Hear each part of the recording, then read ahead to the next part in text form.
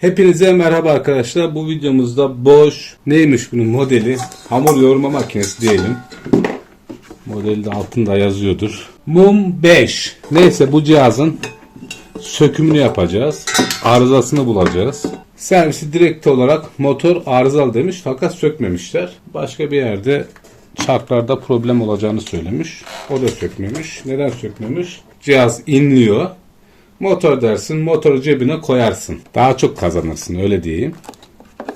Sökme videosu da yok. İlk defa biz sökeceğiz. Şimdi şöyle inceledim. Burası dönüyor. Ve buralarda bir vida vesaire yok. Motor kısmı da burada olmalı. Dolayısıyla burayı sökeceğiz. Şurada ufak bir delik var. İnce bir tornavidanın gireceği yer kadar. İncelediğimde de bir vida vesaire yok. Burası çıkmalı. Nasıl çıkar acaba? Ya şöyle ittirmelidir ya böyle ittirmelidir. Deneyelim. Herkes söker ama cihazı haşat etmeden sökmek lazım. Şu alt kısımdan tornavidayı sokarak dili gevşetiyorsunuz. Şu parça tutuyor bunu şurada. Yani tornavidayı sokunca şöyle bir şey oluşuyor. Bunu böyle bastırıp şöyle vurduğunuzda çıkıyor. Torx uç kullanılmış. Sökülmemesi için her şeyi yapmışlar. Tebrik ediyoruz.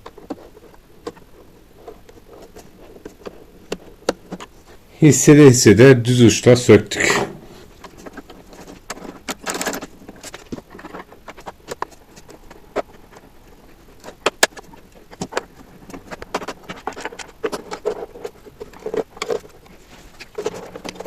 Pandora'nın kutusu açıldı. Sorun muhtemelen şurada. Motor bozuk diyorlar. Arkadaş motor yani çok ciddi sıkışması lazım vesaire bir şey olacak. Ciddi yüksek akım bozulsun. Niye? Çünkü 6.000 lira alacak. Ya da 5.000 lira ya da 10.000 lira. Kaç lira tutturursa. Bir bakalım. Ses şuradan geliyor. Burada bir problem var. Mavi sola, kahverengi sağa.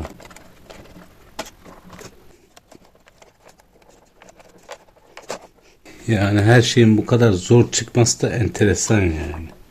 Çık arkadaş işte. Sen basit bir soketsin. Şuna bak. Buradan çıktı. Yapıştırdınız mı arkadaş? Ne yaptınız ya?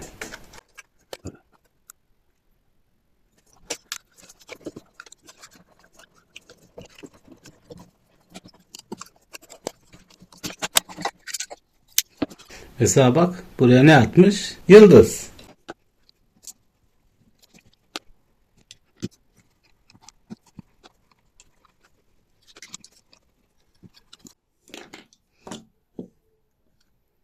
Kömür tam. Of of of of of of.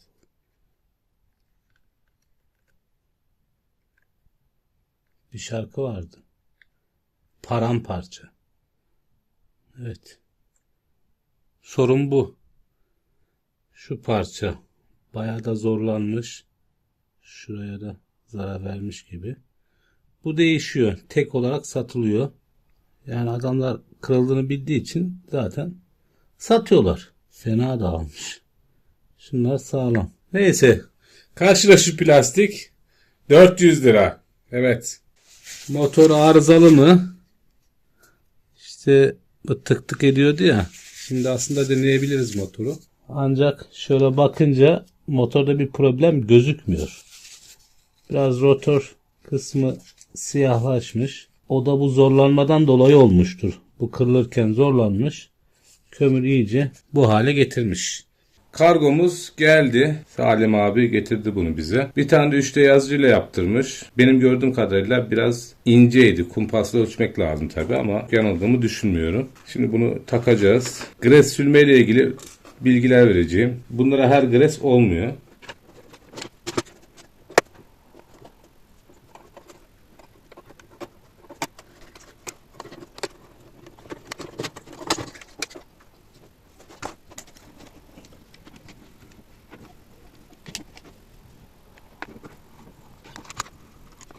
Şimdi öncelikli olarak içerisinde eski dişliğe ait parça kalmaması lazım. Yoksa bu çarklar o parçalara takılarak probleme yol açar.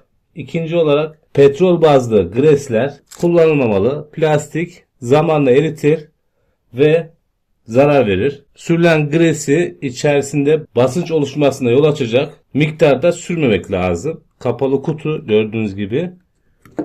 Eğer çok fazla yağ sürülürse sağdan soldan taşar, hamura bulaşır vesaire vesaire probleme yol açar. Yani çarkların üzeri greslenecek. Gres ısıya da dayanıklı olursa daha iyi olur. Çünkü içerisi döndükçe ısınıyor. Şimdi 3D yazıcıda yazdırmışlar ama çok da güzel olmamış. Delik büyük, delik küçük. Altta sorunları var. Boyutsal olarak problem var. Bu biraz daha küçük. Yine de bir deneyeceğim. Olmadı eski çarkını takarım. Direkt olarak havaya kaldırdı bunları.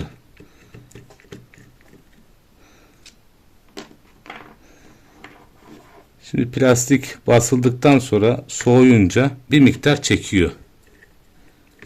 Bundan dolayı da boyut tutturulamıyor. Yapılırken bunun göz önüne alınması lazım. Maalesef çok ince mühendislik işleri dönüyor. Sonra failed.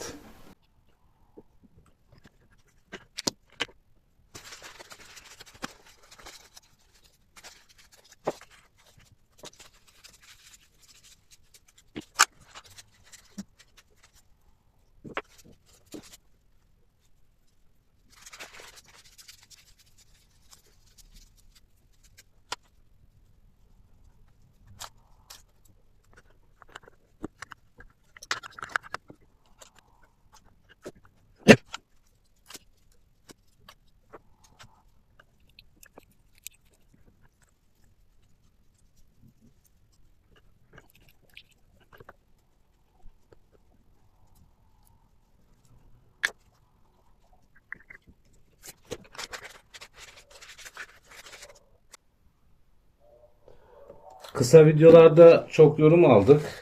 Neden plastik yapmışlar? Metal yapsalarmış falan.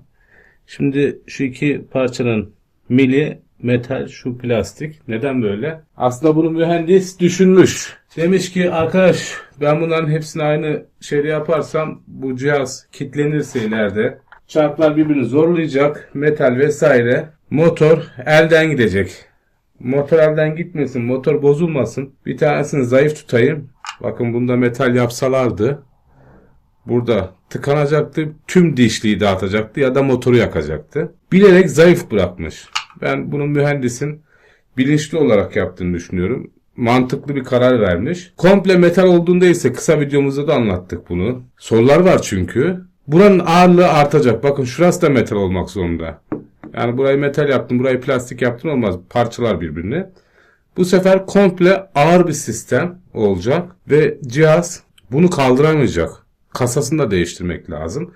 Maliyet artacak ve arıza durumunda parça değişimine direkt olarak mesela motor, kart, şu setin komplesi bu tarz pahalı bir değişime yol açacak. Ev kullanıcıları için de uygun değil. O yüzden açtığımız hamur makinelerinin hepsinde plastik var. Benim evimde de var bir tane. O da plastik. Bu mühendisin seçimi.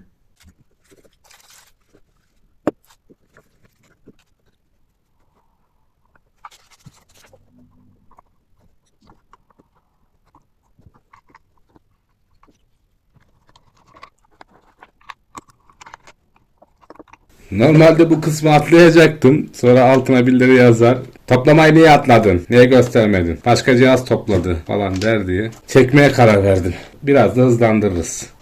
Şu plastik parça içeri giriyor bakın şu. Conta burada.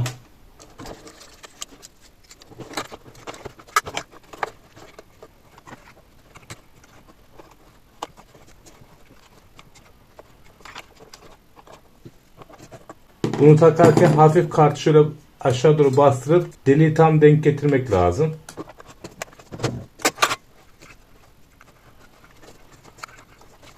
Salim abi de aşağıda bekliyor, o yüzden acele ediyorum.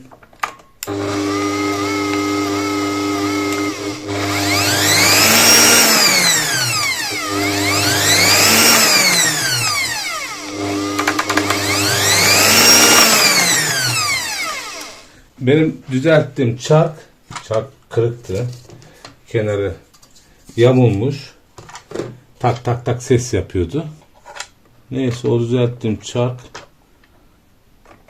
3D yazıcıdan yapılandan daha iyi çalışıyor. Ya adamlar da bir şey diyemezsin. Çünkü bunlar deneme yanılmayla oluyor. Ve çok uzun sürelerde yazılıyor. 3-4 tane yapacak ki tam böyle uygun ölçüsünü bulsun. Şimdi onda masrafı artıyor. Cihaz açık, elektrik. İstenen para malzeme parasına geliyor.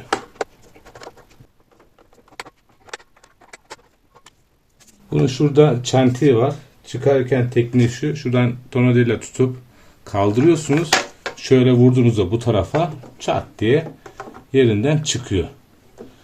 Takarken de yine aynı şekilde. Bakın şu yani.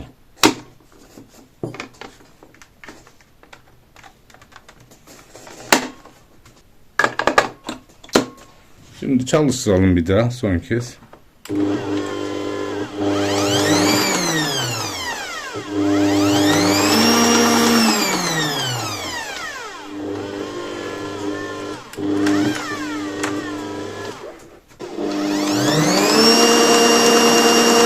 Gayet başarılı. Bu şekilde bayağı bir süre gider. Ucuz fiyata, yani sadece parça parasına cihazı tamir ettik. Çalışır vaziyette. Bakımı da yapıldı bu sayede. İç durumunu da gördük. Salim abi de ileride böyle bir şey tekrar başına gelirse ne yapacağını biliyor. Çünkü videosunu da çektik. Bu videoyla kendisi söküp tamir edebilir.